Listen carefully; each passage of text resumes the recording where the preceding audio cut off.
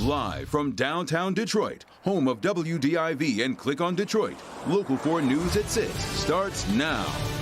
A young driver putting himself and others in danger, trying to get away from police, but he wasn't ready for one of the oldest tricks in the book. Hank.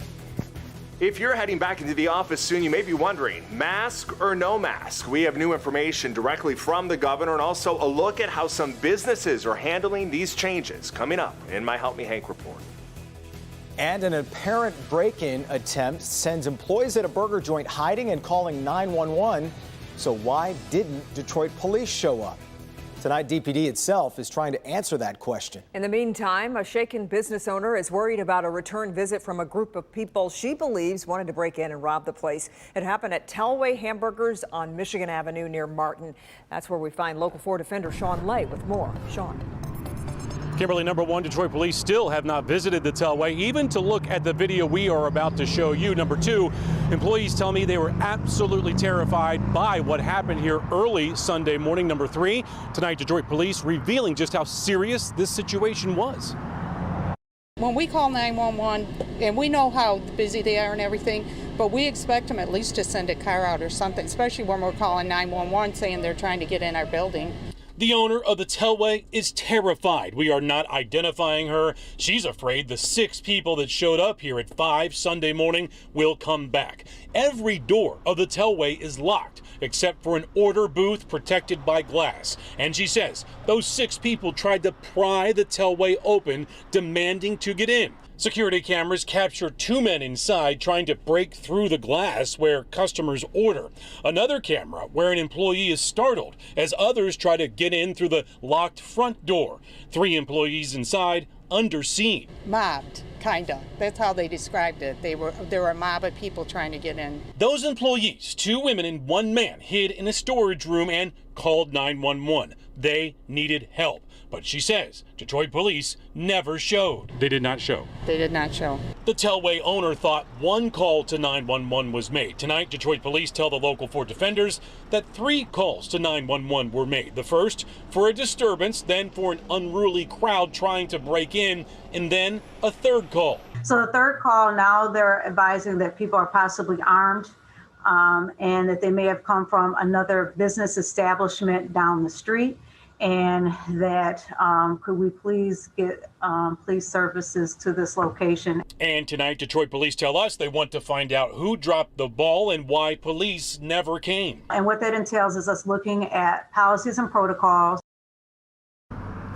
Back here live, Detroit police telling me that this situation should have been given a much higher priority. They're going to get to the bottom of why it wasn't. The damage to the Tellway here, 2 employees quit, too scared to come back. Plus, no more 24-hour Tellway. It's been like that for a long time. They're closing in the evening and not opening up at night, overnights at all. We're live in Southwest Detroit tonight. Sean Lay, Local 4, back to you. Hey, all right, Sean, thank you. Jason. Turning now to Michigan's reopening and the return to work for a lot of people who've been doing their job remotely. Today, Governor Whitmer gave some details on the relaxed health orders and how they'll play out in work environments. For example, bars and restaurants can now reopen common areas, and employers will need a COVID preparedness plan in compliance with CDC guidance. But as Rod Maloney reports, a lot of that is being left to businesses themselves to read up on and figure out. Today, Governor Whitmer was happy to tout the fact that we are getting to the end, light at the end of the tunnel, as she likes to call it.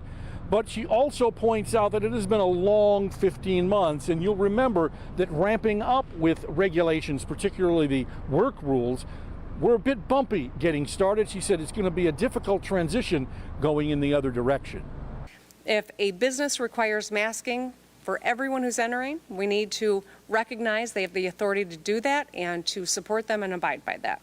Michigan businesses are facing much more uncertainty than that, says Foster Swift employment lawyer Cliff Hammond. The problem is, how do you tell whether somebody has been fully vaccinated? Now, that's not in this MIOSH order.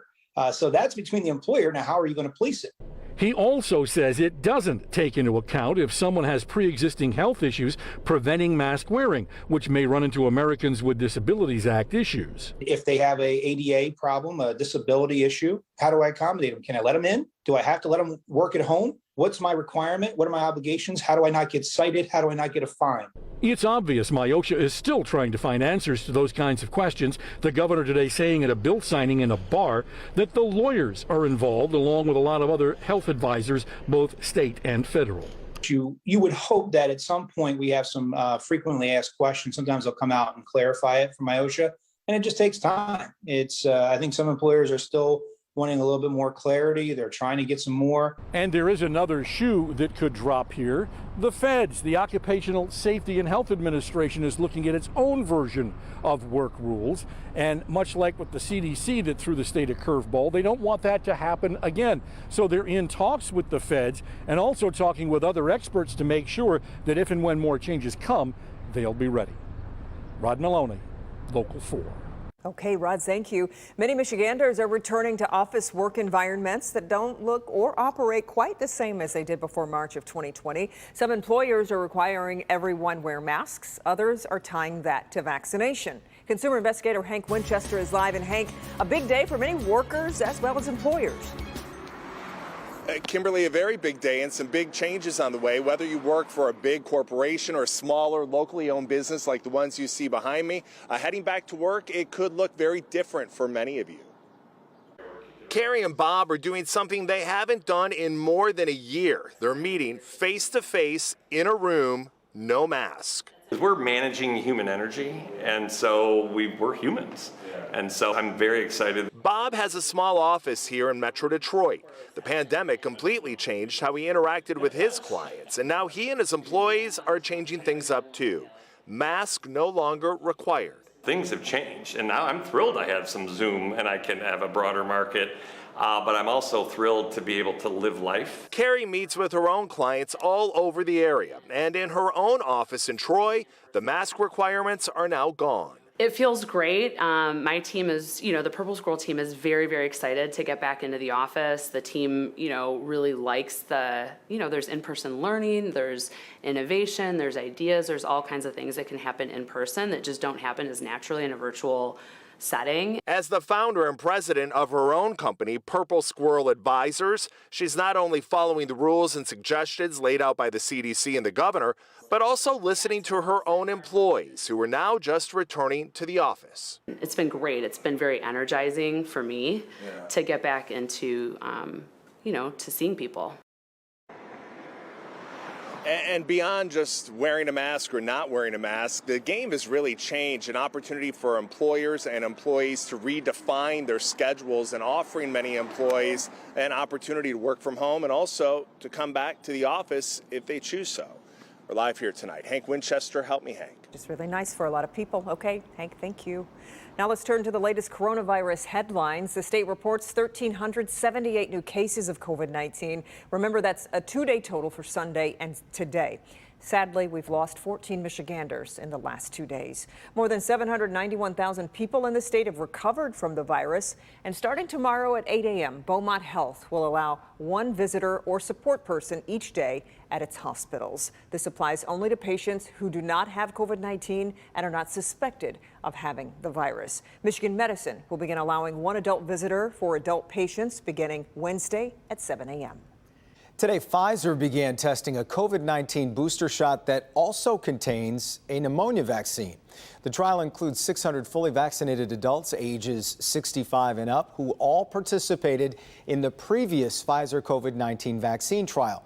The goal of this study is to see if the combination of vaccines is safe and how it impacts protection. Many experts believe booster shots will eventually be needed to maintain sufficient levels of immunity against the coronavirus. The makers of all the COVID-19 vaccines continue to monitor the participants in their first trials to see how long their protection lasts.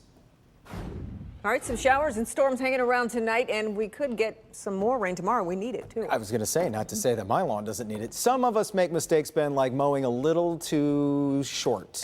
Too early. We're not going to ask questions. Yeah. We're just going to let that out there. But you're right. We found out that we probably needed more than what we picked up over the weekend. Storm Tracker 4 has some pretty good downpours. If you're out in Livingston County, this is south of 96. You can see it right there, north end of Hamburg Township. So if you're out around Milford, Commerce, Wixom, South Line, you're probably going to get soaked here, at least briefly. Again, this is not a ton of rain, but every little bit helps. We still really need to put a dent in that deficit for the moderate drought that we're all under. Temperatures tonight will be through the 70s at least until midnight, then we'll finally fall into the 60s.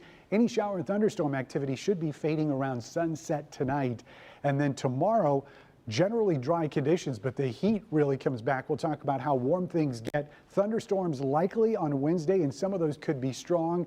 And then as we head towards Memorial Day weekend, some more rain we're going to pick up on Friday. We'll see if the holiday weekend stays dry in just a few minutes. Local Forecasters app has the rain tonight and everything you need to know about the holiday weekend in the 10-day forecast.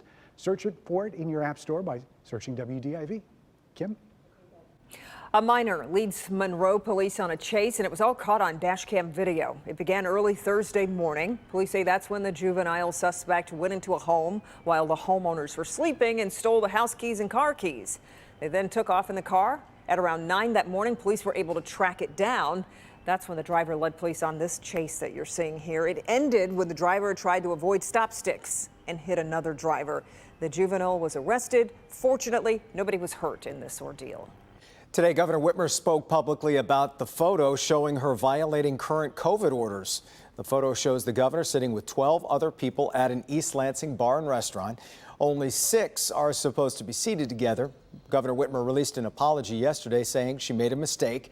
Today, reporters asked if the Land Shark, the bar where she was, should be punished like other businesses before.